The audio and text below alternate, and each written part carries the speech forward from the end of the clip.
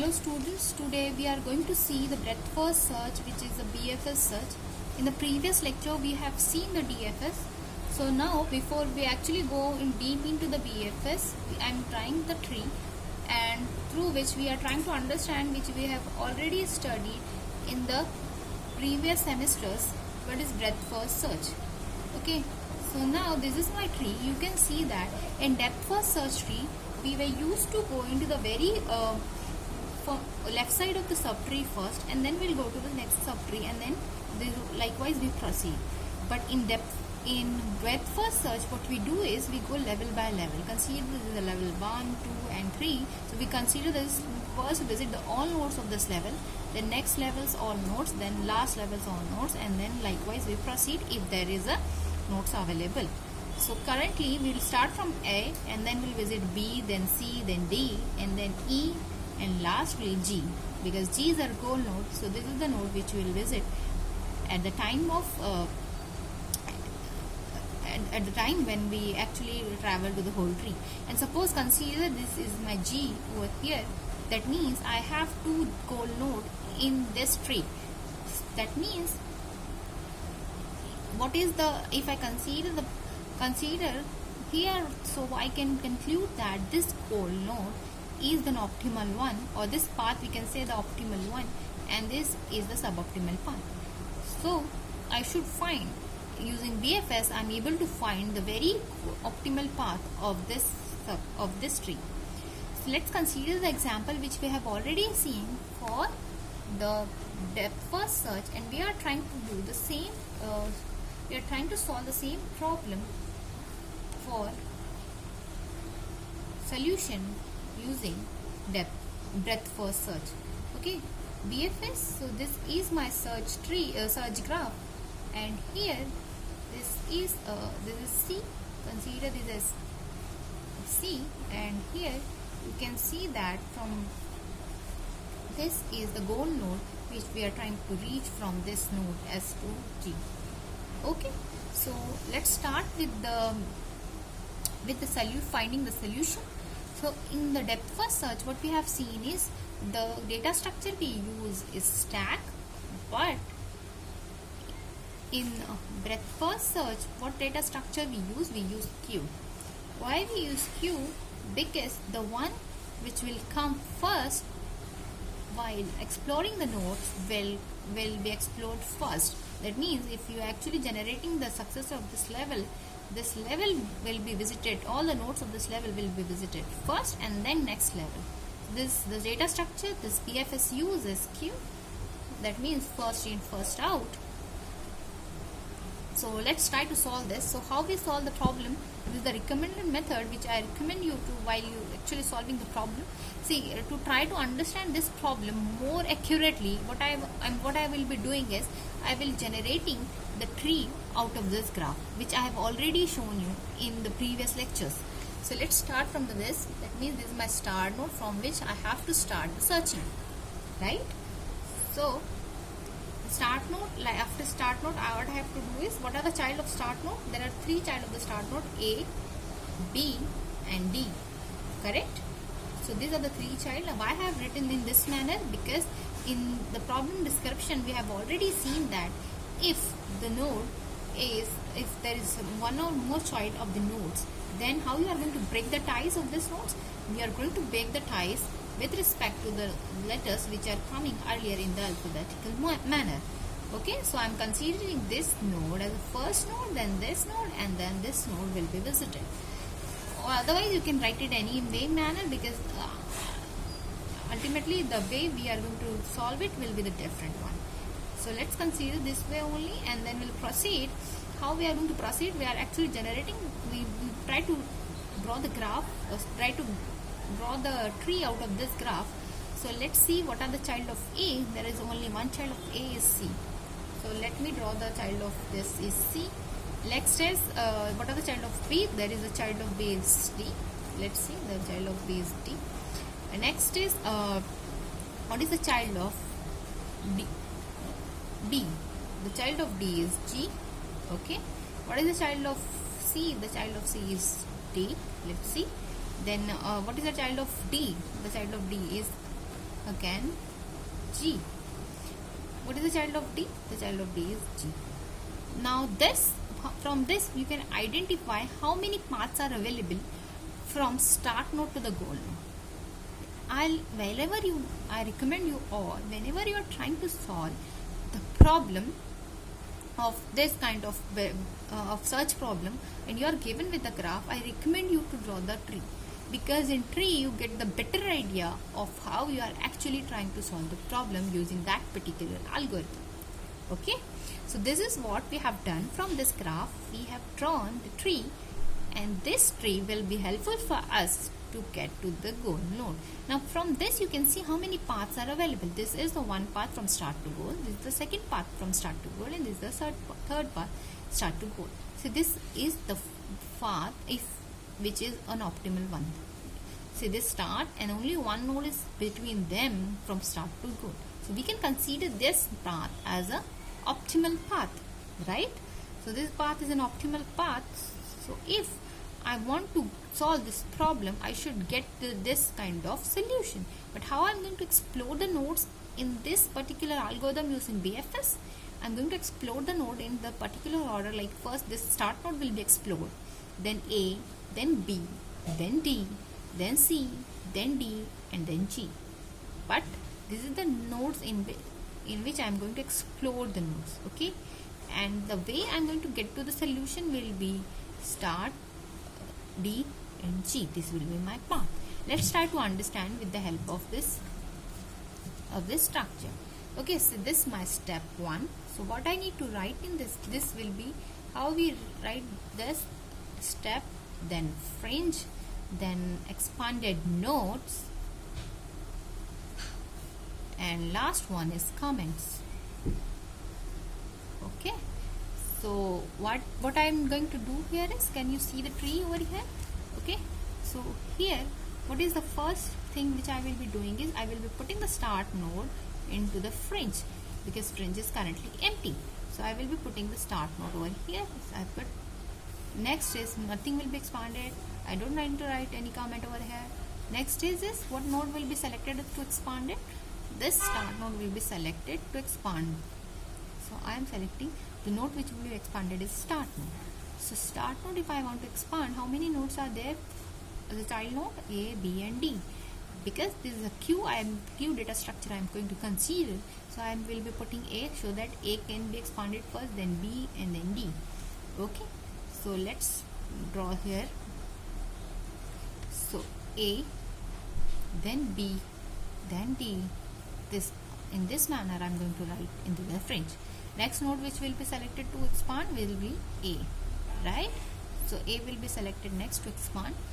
Here in the fringe what will be left is B and D. But from A, if I expand A, how many child are there? Only one, or which is C.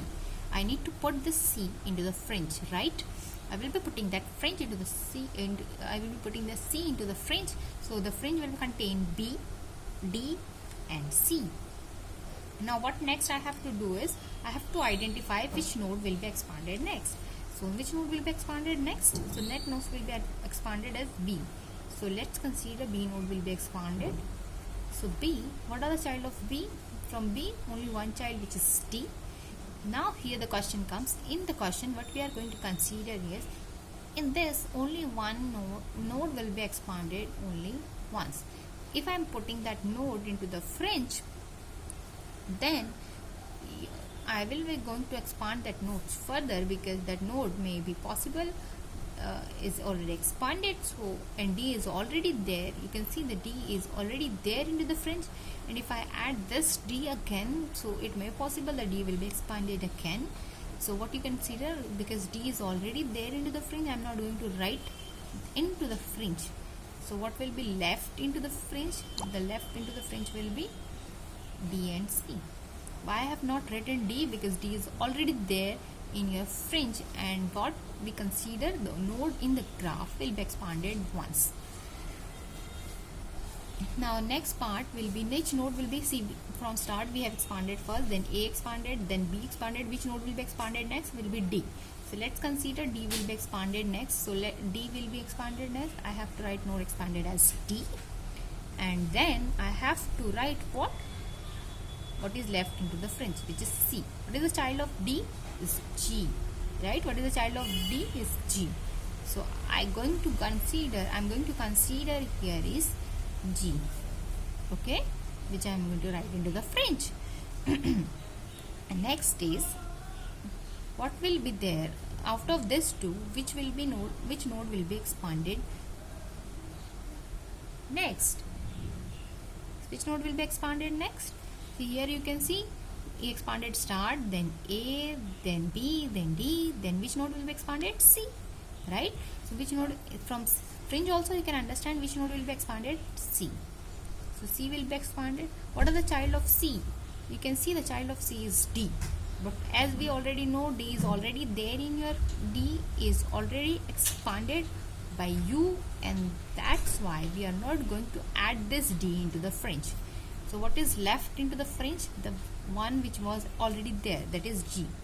So G will be only there.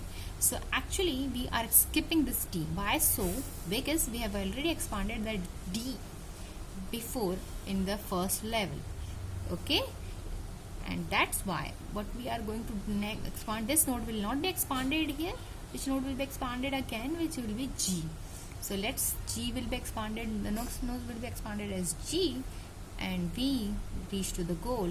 And how we reach to the goal? At each level we were actually performing the, whether this node is a goal node. Goal test was performed on each of this node expansion, and then at each point of time we were getting the result as false, and at this position we got the result as true because this is a goal node. That's why no need to expand this particular node. I hope it is clear to you all what we have done so far.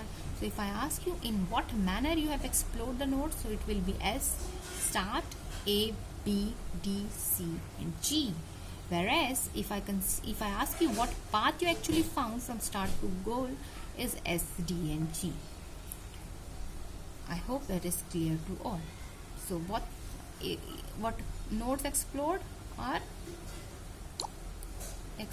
will be start, A, B, D, C and G, whereas path from start to goal is start, you can see start, D and G. So this is what start, D and G we found from this BFS. Okay, now we have to see the properties of the BFS search. Now, what is the first property which we will be seeing is completeness. So consider this, okay, tree. Now from this, what we can see, this is my start node. Okay, now suppose the tree, a goal node is present over here, okay, goal node is present over here, and consider this tree is infinite, okay, and goal node exists within the, there is a goal node exists in the tree or the graph. So are you able to reach to the tree goal node? Yes, you can able to reach. Why so? Because you start from start node, then visit next level, then next level. Even if it is very deep in your search tree, but you will able to reach that because it is not that you are actually completing all the left side of subtree and then coming to the right side. No, you are simultaneously visiting every side of the search tree. Okay, so that's why this algorithm is a complete algorithm. Next part is an optimal one. What do you mean by optimal? You should able to get to the solution which is least in cost. Okay, very minimum in cost. So this is my start node. Okay, consider this is my goal node 1, this is my goal node 2. How I can reach to the goal node? This is start node, then first level, then next level, then third level, then likewise I will get to this level, and this goal node will be achieved before this goal node, right? So if there is a condition which I can tell you to consider before you declare this algorithm as an optimal algorithm, if the cost of generating each node is same, if cost of generating each node is same, then you can say that this algorithm is an optimal one. Okay. Next part which we have to consider is the time complexity. Time complexity, how we consider this algorithm is how much time the algorithm will take to reach to the maximum time the algorithm will take to reach to the goal node. Again, consider this is my start node. The levels, this suppose this is a B child available. So here how many child? This is a level 1, 2. This will be B square. At this level it will be, suppose this is my BM. So at this level B raised to M child will be. At this part how many child? This is my depth. So how many child will be present at this level? It will be B raised to D. Okay. So suppose my goal node is present over here. Okay. So how many node will be actually visiting before I am coming to the goal node? It will be O of B raised to M, because the length depth of this level is M. So I am actually going to visit how many levels, how many childs? B raised to M. You can even consider, if suppose that goal node at present here, so how many child I will be considering? Again B raised to M, but at that point of time M is equal to what? D, right? So in short, I can say that time complexity of breadth first search will be B raised to M. Next is time complexity is done. So we have to say for space complexity. Space complexity, again consider this space complexity. Consider the worst case scenario. What will be the worst case scenario? Your M is equal to what? Your D. What is M? M is where the level at which the shallowest node is present, of shallowest goal node present. You can consider this. What is the shallowest goal node? This is the shallowest goal node, and this is not, right? So this, when I consider BFS, this node will be visited first, then this node. But what if this node is present at this point of time? That means very last moment of the search tree, very last node of the search tree. If it is present, what you will do is you will consider start from this start node, and suppose goal node present over here. So how many child will be actually storing in your fringe? So you will be storing all these nodes of the tree in the fringe. So how many nodes will be there? You can see here we consider B square, B raised to M. So how many child will be present at this point of time? B raised to D, because D is the depth, and so B raised to D child will be present. We are actually, this is possible that goal node is present over here. It may possible. So how many child are actually present at the fringe? It will be B raised to M. So we actually trying to get the space complexity in terms of where the shallowest goal will be present, right? So it will not according to the depth, it will be according to the shallowest goal, where the shallowest goal is present. So if it is present over here, the M will be at this point of time. If the goal node is here, so the length of M will be at this point of time, right? So what will be the space complexity according to this? So it will be B raised to M. Wherever M is, where your shallowest solution, there, that particular level nodes will be there in your fringe. So we can say that the space complexity of this particular algorithm will be B raised to M. Okay, so this is what we have seen, that whether the BFS is complete or not. Yes, if it is a finite tree and if it is a finite tree and the goal exists, even if it is infinite tree and if goal exists, we are able to get to the goal node. What is optimal? Optimal means you will able to get to the shallowest node.